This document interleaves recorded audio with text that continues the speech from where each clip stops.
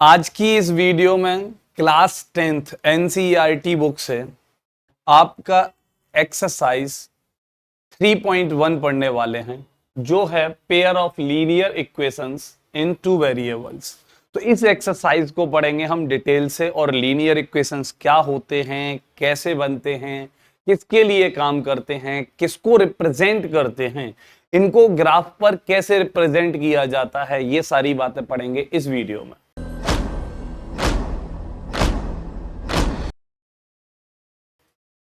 नमस्कार, स्वागत है मेरे मलूक बच्चों। कैसे हो आप? उम्मीद है कि आप अच्छे ही होंगे और होने भी चाहिए, क्योंकि आज का जो हमारा टॉपिक है वो लीनियर इक्वेशन है। ठीक है, तो linear equation in two variables, इस टॉपिक को पढ़ने वाले हम इस वीडियो में। साथ के साथ हम बताएंगे आपको कि कैसे लीनियर इक्वेशंस को हम ग्राफ पर रिप्रेजेंट करते हैं, कहां पर दिक्कत आती है, बच्चों को क्या ही प्रॉब्लम होती है, इन सभी बातों के बीच। क्लियर है? तो स्टार्ट करते हैं हम ज्यादा समय ना खपाते हुए अपनी एक्सरसाइज 3.1 को। तो क्लास 10th वालों आंखें गड़ा लो, साथ के साथ अपने दोस्तों को शेयर कर दो, जिससे वो भी इस वीडियो को देख सकें और लीनियर इक्वेशन सीख सकें। ठीक है, अभी हमारे सामने जो पहला क्वेश्चन है वो आफ्ताब को लेकर है भाई।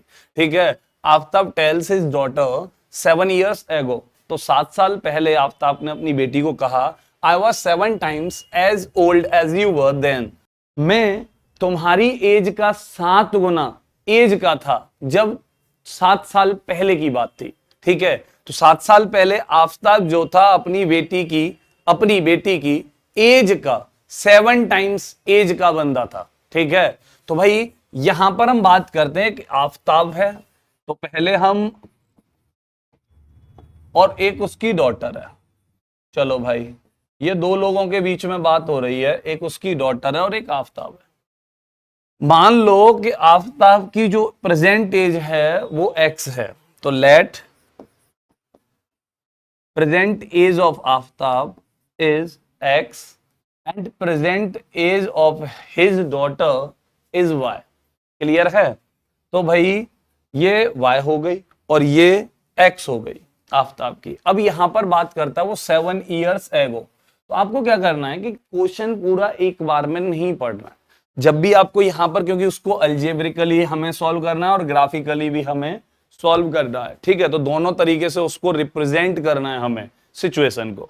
क्लियर है? भले ही वैल्यू फाइंड करो या ना करो, वो तो हम दो इक्वेशन सॉल्व करना जानते हैं, वहां से फाइंड कर लेंगे, लेकिन हमें इन दोनों को सॉल्व करके यानी रिप्रेजेंट करना है अलजेब्रिकली और ग्राफिकली, दोनों तरीके से रिप्रेजेंट करना है। तो रिप्रेजेंट करेंगे कैसे? तो देखो यहां पर फर्स्ट कंडीशन है, तो पहले हम अलजेब्रिकली रिप्रेजेंट करते हैं। फर्स्ट कंडीशन में ये क्या कहता है भाई? तो फर्स्ट कंडीशन में ये बोलता है कि 7 years ago।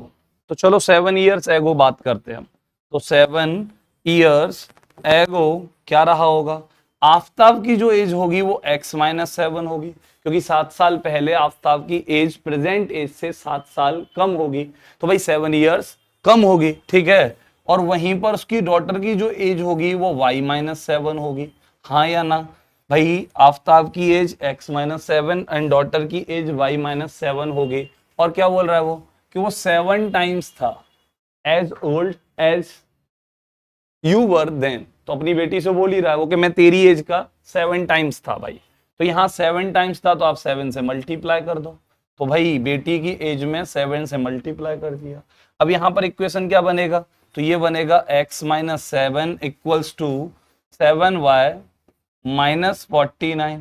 हाँ जी, अब इन सबको एक तरफ कर लीजिए, तो यहां से x -7y, ठीक है, वेरिएबल को एक तरफ ले लो और इसको कांस्टेंट को दूसरी तरफ भेज दो भाई।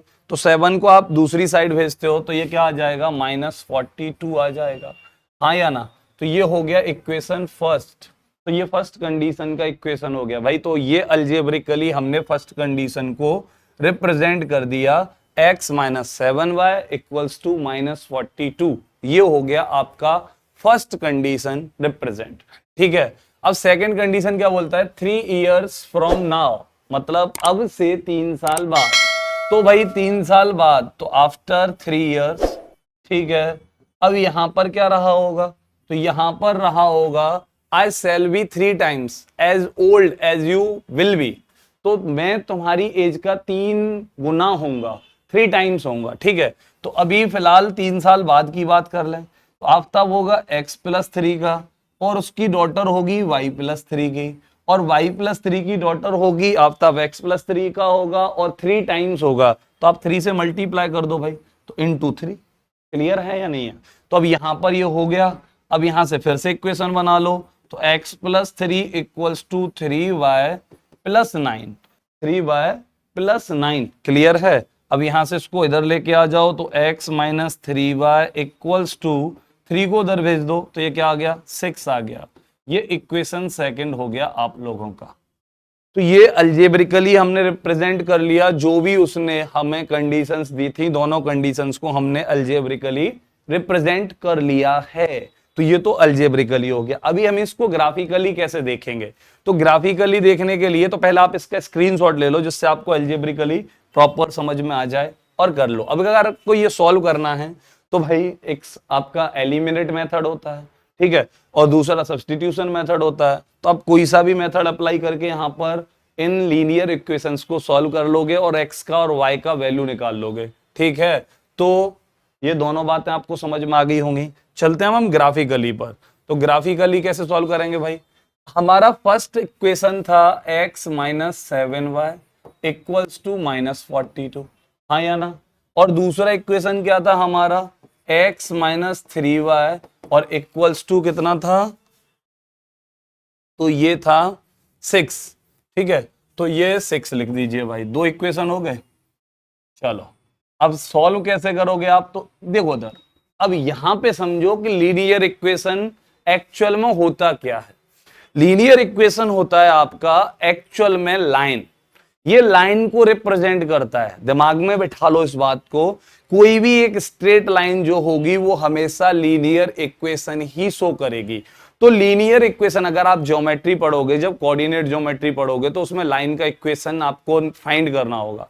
तो जब लाइन के इक्वेशंस फाइंड करोगे, उस केस में क्या होगा कि सारे के सारे जितने भी लाइन के इक्वेशंस निकल कर आएंगे, वो सभी लीनियर इक्वेशन होंगे। और लाइन चलती भी कैसे भाई? एक्स एक्सिस पर और वाई एक्सिस पर। अब एक्स एक्सिस और वाई एक्सिस जानते हो आप? तो भाई एक्स एक्सिस होता है हॉरिजॉन्टल लाइन, ठीक है, और वर्टिकल लाइन जो उसके साथ 90 डिग्री का एंगल बना रही होती है, उसे बोलते हैं हम वाई एक्सिस। तो वर्टिकल लाइन हो गई वाई एक्सिस, और हॉरिजॉन्टल लाइन हो गई एक्स एक्सिस। दोनों को इंटरसेक्ट कराना होता है हमें 90 डिग्री के एंगल पर। जिस पॉइंट पर इंटरसेक्ट कराते हैं, उस पॉइंट को बोलते हैं हम ओरिजिन।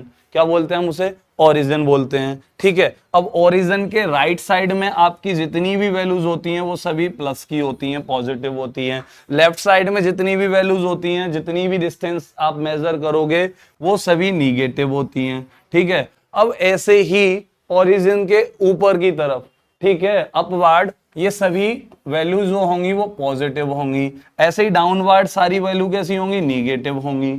आप इस बात को समझ लीजिए। तो ओरिजिन से ऊपर की तरफ अपवर्ड आपका क्या रहा होगा? वाई एक्सिस पॉजिटिव होगा। नीचे की तरफ डाउनवर्ड में क्या रहेगा आपका? पॉजिटिव, निगेटिव रहेगा, ठीक है। राइट साइड में क्या रहेगा? पॉजिटिव रहेगा। लेफ्ट साइड में क्या रहेगा? निगेटिव रहेगा। तो इधर एक्स एक्सिस पर जितनी भी डिस्टेंस मेजर करोगे, वो सभी पॉजिटिव होंगी। इधर एक्स एक्सिस पर जितनी भी डिस्टेंस मेजर करोगे, वो निगेटिव होंगी। इधर वाई एक्सिस पर जितनी भी डिस्टेंस मेजर करोगे, वो सभी पॉजिटिव होंगी। इधर मेजर करोगे, वो सभी निगेटिव होंगी। बेसिक फंडा है जो आपको पता होना चाहिए। क्लियर है? अभी हम कैसे फाइंड करेंगे यहां पर? तो अब देखो, मैं फर्स्ट इक्वेशन पर बात करता हूं। तो यहां एक टेबल बना लो आप, सबसे बेहतर है, ठीक है। और मैं आपको बताता हूं मैंने ये लाइन कैसे शो कर रखी है। अभी देखो यार, यहां पर ओरिजिन से मैंने 1 2 3 4 5 6 7 8 9 ऐसे करके डिस्टेंस लेट कर ली, सेम डिस्टेंस को लेके, ठीक है भाई। 1 2 के बीच में 1 का गैप है, तो डिस्टेंस में भी 1 का ही गैप होना चाहिए। तो मैंने एक प्रॉपर ग्राफ लिया, जिसमें आपका ये कॉलम बने होते हैं, रोक बनी होती हैं, वहां पर गैप मैंने मेंशन किया। एक एक के गैप पर मैंने ये आपके सिंबल यानी नंबर्स शो कर दिए। सेम ऐसे ही लेफ्ट साइड में -1 -2 -3 -4 -5 -6 ऐसे ही -9 तक ये शो कर दिए। ऐसे ही वाई एक्सिस पर 1 2 9 पॉजिटिव एंड 1 2 9 निगेटिव, ये रिप्रेजेंट कर दिए हैं ग्राफ पर। तो आपको ये ग्राफ समझ में आ गया होगा कि एक्चुअल में ग्राफ होता क्या है। एक्स एक्सिस समझ में आ गया, वाई एक्सिस समझ में आ गया, पॉजिटिव समझ में आ गया, निगेटिव समझ में आ गया। क्लियर है? अभी हम ये वैल्यू फाइंड कैसे करते हैं, तो ये ऐसे फाइंड करते हैं बड़े भैया, तसल्ली से। आपने x की वैल्यू लेनी है और आपको y की वैल्यू लेनी है, ठीक है। तो आप फर्स्ट इक्वेशन पर बात करते हैं, वहीं पर y का वैल्यू आएगा। ऐसे ही सेकंड लाइन के सेकंड इक्वेशन के लिए बात करते हो तो y का वैल्यू सेकंड इक्वेशन पर कुछ और आएगा, ठीक है। तो मैंने यहाँ पर दो इक्वेशन के लिए दो लाइन ले ली भाई, ठीक है। अब दो दो वैल्यू मिनिमम, कम से कम दो वैल्यू ले लो, जिससे क्या है कि आप उन दोनों पॉइंट्स को जोड़ते हुए, लिंक करते हुए ज्वाइन कर दोगे तो एक स्ट्रेट लाइन आपका ड्रॉ हो जाएगा। तो स्ट्रेट लाइन को ड्रॉ करने के लिए मिनिमम कितने पॉइंट चाहिए, 2 पॉइंट चाहिए। तो दोनों पॉइंट के कोऑर्डिनेट जैसे ही आप शो कर दोगे, वहीं पर आपका लाइन होकर पास हो रहा होगा, ठीक है। तो जब लाइन पास हो रहा होगा, उसी जगह से आपका क्या होगा, ग्राफिकली आपका इक्वेशन रिप्रेजेंट हो जाएगा। क्लियर है। अभी देखिए, मैं फर्स्ट इक्वेशन पर बात करता हूं, x minus 7y equals to 42, ठीक है। y का वैल्यू निकालना है, मैं तो 7 से डिवाइड करोगे आप। तो x का वैल्यू अगर मैं 0 लेट कर लूं, ठीक है, तो x का वैल्यू मैंने 0 लेट कर लिया, ठीक है। अब x का वैल्यू अगर मैंने 0 लेट किया तो ये 0 हो जाएगा, और जैसे ये 0 होगा तो -7 का डिवाइड -42 में होगा, तो y का वैल्यू कितना आएगा, 6 आएगा। हाँ या ना। दोबारा से सुन लो, x का वैल्यू अगर मैंने यहाँ 0 पुट किया, x अगर 0 पुट किया, -7y होगा और इक्वल्स टू -42 होगा। y का वैल्यू तो -7 से डिवाइड करोगे तो ये कितना हो जाएगा भाई, आपका 6 हो जाएगा। क्लियर है, ये 6 हो गया। चलो भाई, तो एक कोऑर्डिनेट मिल गया हमें 0 और 6, ठीक है। तो 0,6 हमने यहाँ रिप्रेजेंट कर लिया, क्योंकि 0 कहाँ मिलेगा आपको, x का वैल्यू 0 कहां मिलेगा, तो x का वैल्यू 0 मिलेगा आपको y एक्सिस पर। कहां मिलेगा, y एक्सिस पर। और y का वैल्यू कितना है, +6, ठीक है। तो 1 2 3 4 5 6 हम काउंट करते गए, और यहां पर हमें y एक्सिस पर 0,6 एक पॉइंट मिल गया, ठीक है। अब दूसरा पॉइंट फाइंड करना है आपको। तो अब यहां पर x का वैल्यू फिर से आप क्या रिप्रेजेंट कर सकते हो, तो देखो ये 7 का टेबल चल रहा है, हाँ जी। तो x का वैल्यू 7 हो सकता है, चलो भाई 7 रख लिया हमने। तो x का वैल्यू मैंने 7 पुट किया, ठीक है। अब 7 पुट किया तो यहां पर x का वैल्यू 7 - 7y इक्वल्स टू -42। अब 7 को उधर भेजोगे तो ये निगेटिव हो जाएगा, और जैसे ही निगेटिव होगा तो -49 हो जाएगा। तो -7y इक्वल्स टू -49। अब -7 से इसको डिवाइड करोगे तो ये क्या आएगा, 7 आएगा, ठीक है। तो -7 से 49 को डिवाइड किया तो 7 आ गया। क्लियर है। अब 7 आ गया। अब देखो मैंने दूसरा पॉइंट रिप्रेजेंट किया भाई, तो 7,7, तो x भी 7 चाहिए, वो भी पॉजिटिव, तो इधर मिलेगा। y भी 7 चाहिए पॉजिटिव, तो वो ऊपर की तरफ मिलेगा। तो देखो ये 7 x पर, ये y पर 7, और दोनों को मिलाते हुए यहाँ पर एक पॉइंट मिल गया हमें, जिसके कोऑर्डिनेट हो गए भाई 7,7। अब दो पॉइंट जैसे ही आपको मिल जाए ना, इन दोनों पॉइंट्स को स्केल की मदद से आप ड्रॉ कर दो, ठीक है। एक स्ट्रेट लाइन ड्रॉ कर दो। तो मैंने यहां पर एक स्ट्रेट लाइन ड्रॉ कर दी, और जो जहां तक जाएगी ये स्ट्रेट लाइन आपके बहुत सारे पॉइंट से होकर जाएगी, क्योंकि एक लाइन पर इन्फिनिटी पॉइंट्स लाई करते हैं। कोई भी लाइन इन्फिनिटी पॉइंट से पास होकर जा सकती है, इस बात को दिमाग में बिठा लीजिए, तसल्ली से बस इस बात को समझ लीजिए। क्लियर है। और इतना सा समझ में आ गया होगा, अगर एक लाइन के लिए समझ में आ गया तो दूसरी लाइन पर भी यही काम करना है अब हमें। तो सेकंड लाइन के लिए फिर से शुरू करते हैं, ये x और ये y, ठीक है। मिनिमम 2 पॉइंट आपके पास होने चाहिए, क्योंकि कोई भी स्ट्रेट लाइन ड्रॉ करने के लिए मिनिमम 2 पॉइंट्स का होना बेहद जरूरी है। भाई एक लाइन कम से कम 2 पॉइंट से होकर, वो मतलब पता होता है हमें कि एक्चुअल में वो किस डायरेक्शन में जाएगी, इस बात का पता करने के लिए मिनिमम 2 पॉइंट्स होना जरूरी है। अब देखो उधर सेकेंड इक्वेशन पर बात करते हैं। अब यहां पर अब देखो x का वैल्यू फिर से 0 पुट कर लो भाई, तो यहां से 0 हो गया। -3 का डिवाइड 6 में किया तो -2 हो गया भाई, ठीक है। अब x का वैल्यू आप क्या पुट कर सकते हो, 3 पुट कर सकते हो। तो यहाँ x का वैल्यू 3 पुट करोगे तो 3 इधर की तरफ जाएगा, ठीक है। तो 3 6 से माइनस हो जाएगा, तो 3 बचा होगा, और जैसे ही 3 बचा होगा तो यहां से -3 डिवाइड करेगा तो ये -1 आएगा। अब देखो उधर एक इक्वेशन पॉइंट मिल गया हमें 0, -2, 0 x का वैल्यू, -2 y का वैल्यू। अब 0 कहां मिलेगा, y एक्सिस पर मिलेगा, ठीक है। x 0 कहां मिलेगा, y एक्सिस पर मिलेगा, और y का वैल्यू -2, तो मतलब डाउनवर्ड वाले y एक्सिस पर, निगेटिव y एक्सिस पर। तो भाई 1, 2 -2 मिल गया मुझे, बिल्कुल मिल गया। यहाँ x क्या रहा होगा, 0 रहा होगा, तो इस पॉइंट के कोऑर्डिनेट हो गए 0, -2। ठीक है, अब दूसरा पॉइंट क्या मिला हमें, तो भाई दूसरा मिला x3 एंड y -2। तो x3 का होगा पॉजिटिव, यहाँ होगा। ठीक है भाई, तो 1 2 3 यहाँ x पॉजिटिव हो गया। y -1 होना चाहिए, तो -1 ये है, और -1 के जस्ट सेम स्ट्रेट लाइन लेके यहां पर आपको दूसरा पॉइंट मिल गया। ठीक है, अब ये दोनों पॉइंट मिल गए, इन दोनों पॉइंट्स को स्केल की मदद से आप ज्वाइन कर दीजिएगा और एक लाइन ड्रॉ कर दीजिएगा, और वही लाइन क्या होगी, आपकी इस इक्वेशन को रिप्रेजेंट करने का तरीका होगा। तो एक्चुअल में लीनियर इक्वेशन रिप्रेजेंट किसको करते हैं, लाइन को करते हैं। किसको करते हैं, लाइन को करते हैं। क्लियर है, तो वहीं पर ग्राफ लो, ग्राफ में एटलीस्ट कम से कम 2 पॉइंट। तो भाई कैसे करना है, आप बस यहां से देख लीजिएगा, इनके ये वेरिएबल होने चाहिए, मल्टीपल होने चाहिए। तो अगर ये कांस्टेंट के मल्टीपल हैं तो आपका डिवाइड करेंगे, तो अगर डिवाइड करेंगे तो किसी एक को 0 लेट करो, दूसरे को आप दोबारा से उसके कांस्टेंट को पकड़ के लेट कर लो। ठीक है, 2 बारी में आपका ये सॉल्यूशन निकल कर आ जाएगा। 2 बारी से आपको पॉइंट मिल जाएंगे, 2 पॉइंट आप ग्राफ पर रिप्रेजेंट करो, ग्राफ रिप्रेजेंट करने के बाद में उन कोऑर्डिनेट्स को ढूंढो, ढूंढने के बाद में उन दोनों पॉइंट्स को ज्वाइन कर दो, जिससे आपका एक लीनियर इक्वेशन का क्या बन जाएगा, लाइन बन जाएगा। क्लियर है, तो उम्मीद है ये ग्राफ पर शो करना आपको समझ में आ गया होगा, और अगर समझ में आ गया है तो देखते हैं हम एक और क्वेश्चन, जिससे आपकी अच्छी प्रैक्टिस हो जाए।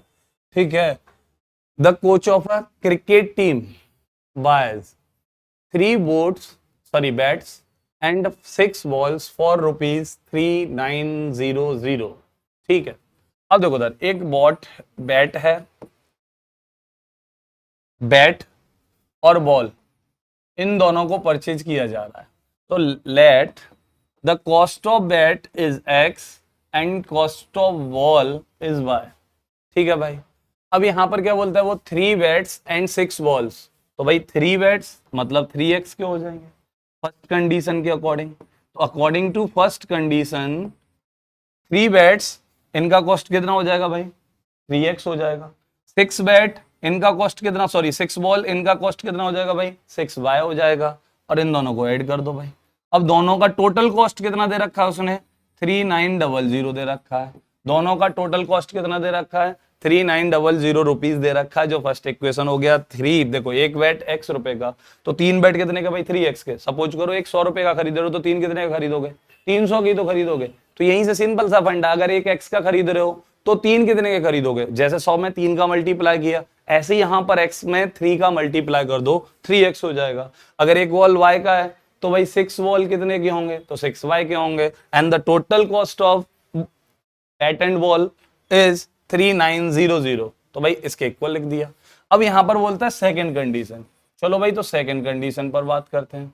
अब सेकंड कंडीशन में क्या बोलता है, वो बोलता है later she buys another bat and 3 more balls. तो मतलब एक बैट और खरीदता है और 3 बॉल और खरीदता है for the same kind of rupees. ठीक है, सेम उसी कॉस्ट के अकॉर्डिंग, एंड ₹1300। चलो भाई, तो एक बैट मतलब x रुपए का, और 3 बॉल मतलब 3y रुपीज की। हाँ या ना भाई, एक बॉल y की है तो 3 बॉल कितनी होगी, 3y की। एक बैट कितने का, x का, और इनको मिला के कितना हो जाता है भाई, 1300 हो जाता है। कितना हो जाता है भाई, 1300 हो जाता है। क्लियर है, और अगर ये 1300 हो जाता है, अब सॉल्व कर लो, ये सेकंड इक्वेशन हो गया। तो ये तो आपके अलजेब्रिकली रिप्रेजेंट हो गए। बोल भी यही रहा है भाई कि represent the situation as algebraically and geometrically या ज्योग्राफिकली। तो भाई यहां पर ये अलजेब्रिकली हो गया, ये भी अलजेब्रिकली हो गया। आपको क्या चाहिए, ज्योमेट्रिकली और चाहिए। तो ज्योमेट्रिकली हम चलते हैं अपने ग्राफ पर, और ग्राफ पर जाते हैं भैया। अब देखो उधर ग्राफ पर है, पहला इक्वेशन क्या है हमारा, 3x + 6y इक्वल्स टू 3900। ये फर्स्ट इक्वेशन है। और मैंने आपसे बोला कि आप इज्जत के साथ टेबल बनाओ, हाँ जी बना ली। ठीक है, यहाँ पर x और y को रिप्रेजेंट करो, हाँ जी कर लिया। ये x ये y, x को एक बार 0 रख दो क्योंकि यहाँ पर दूसरे का डिवाइड चला जाएगा, और जैसे ही 0 पुट करोगे आप x को, तो क्या होगा, y का वैल्यू जो आएगा 6 से डिवाइड करने के बाद इसमें कितना आएगा भाई, तो 350 आएगा। कि मैंने पिछले क्वेश्चन में 1 2 3 4 के, क्योंकि वहां पर छोटे छोटे डिजिट्स थे, यहाँ पे सभी डिजिट्स बड़े बड़े आएंगे। कैसे आएंगे, बड़े बड़े डिजिट्स आएंगे। क्लियर है। तो यहां पर हमने क्या किया कि 100 200 300 ऐसे करके आपका रिप्रेजेंट कर दिया। ठीक है, तो आप ऐसे ही रिप्रेजेंट कीजिएगा भाई कि 100 200 0 300 350 ऐसे करके। अब देखो उधर आपको 350 करके x और 350 करके एक इक्वेशन मिल गया। ठीक है, अब मुझे बताइए y 350 कहाँ होगा, तो y 350 होगा आपका यहां पर, सॉरी 350 नहीं 650 होगा ये बेटा, तो 650 होगा। अब 650 कहाँ होगा, देखो उधर, तो ये रहा 650, हाँ या ना, तो ये 650 हो गया। ठीक है जी। अब देखो उधर दोबारा में क्या पुट कर दो भाई, तो x का वैल्यू पुट कर दो, 100 200 300 जो भी पुट करना चाहो कि 6 का डिवाइड चला जाए। तो मान लो मैंने 100 ही पुट कर दिया। ठीक है, तो ये 300 हो गया। अब 300 को 3900 से माइनस किया होगा तो कितना बचा होगा, 3600 बचा होगा। और 3600 बचा होगा, उसमें 6 से डिवाइड करूंगा मैं तो ये 600 हो जाएगा। तो दूसरा पॉइंट मिल गया मुझे 100 एंड 600। अब 100 x का वैल्यू होना चाहिए, 600 किसका वैल्यू होना चाहिए, y का वैल्यू होना चाहिए। अब देखो उधर 100 x का वैल्यू ये रहा, ठीक है, ये x के एक्सेस पर, और y का वैल्यू 600। अब ये दोनों पॉइंट मिल गए, बस इनको ड्रॉ कर दो। अब इनको ड्रॉ करते हुए आप ले जाओ, आपको लाइन मिल जाएगा। कितना प्यारा है। कुछ करना होता है, कुछ नहीं करना, आपको बस 2 पॉइंट फाइंड करने हैं। ठीक है, अब ऐसे ही आप दूसरी लाइन के लिए 2 पॉइंट फाइंड कर लो भाई, x plus 3y equals to 1300। अब ये दूसरी लाइन थी या दूसरा इक्वेशन था, इसके लिए 2 पॉइंट फाइंड कर लो भाई। तो फिर से वही सेम काम करना है आप लोगों को, सेम वही टेबल बना लीजिए भैया, x ये y, 2 इक्वेशन, तो एक बार 0 रख दो, दूसरी बार आपका फिर से सॉल्व कर लो। तो x का वैल्यू जैसे ही यहाँ 0 रखोगे तो y का वैल्यू कितना आ जाएगा भाई, 3 से डिवाइड कर दो, नहीं जाएगा 3 से डिवाइड, तो x का वैल्यू 0 संभव नहीं है। तो 3 का डिवाइड जाएगा कहाँ, 1200 तक जाएगा। अरे हाँ या ना, तो x का वैल्यू 100 पुट कर दो। अब 100 देखो, यही तो बस चेक करना है आप लोगों को कि कब 0 0 से काम हो रहा है नहीं हो रहा है, इन्हीं बातों पर तो काम करना है भाई। यहां पर 3 का डिवाइड करना है, तो जैसे ही आप x की वैल्यू पुट करते हो उस वैल्यू के अकॉर्डिंग आपको y का वैल्यू भी फाइंड करना पड़ेगा। और फ्रैक्शन में लेके आओगे तो आपको रिप्रेजेंट करने में दिक्कत होगी। तो कोशिश करो कि एक नेचुरल नंबर, परफेक्ट नंबर, आपका होल नंबर निकल कर आना चाहिए। ठीक है, 3y से, तो 3 से डिवाइड करोगे तो 1200 तक जाएगा। तो y का, x का वैल्यू क्या लेट कर लो, 100 लेट कर लो। 100 लेट किया और जैसे ही 100 दूसरी तरफ जाएंगे तो 1200 सब्ट्रैक्ट हो जाएंगे, तो 1200 बचेगा और 3 से डिवाइड करोगे तो ये 400 हो जाएगा। तो फर्स्ट आपको पॉइंट मिल गया 100 एंड 400। अब 100 x एक्सिस पर और 400 y एक्सिस पर, ये रहा भाई 100, हाँ या ना, और 400 ये रहा भाई। तो 400 और 100 के बीच में एक पॉइंट ये मिल गया मुझे। ठीक है, अब दूसरी बार क्या करना है आपको कि 3 का डिवाइड फिर से जो जाएगा वो 900 में जाएगा, और 900 में जाएगा तो x का वैल्यू क्या लेट कर लो भाई, 400 लेट कर लो। ठीक है, अब x का वैल्यू 400 लेट कर लिया आपने, तो यहां से 400 राइट साइड में जाएंगे तो सब्ट्रैक्ट हो जाएंगे, और सब्ट्रैक्ट होने के बाद में 900 बचेगा, और 900 को 3 से डिवाइड करोगे तो आपका 300 आएगा। कितना आएगा, 300 आएगा। तो 400 एंड 300, तो x इज 400 ये रहा, ठीक है, y इज 300 ये रहा। तो इन दोनों के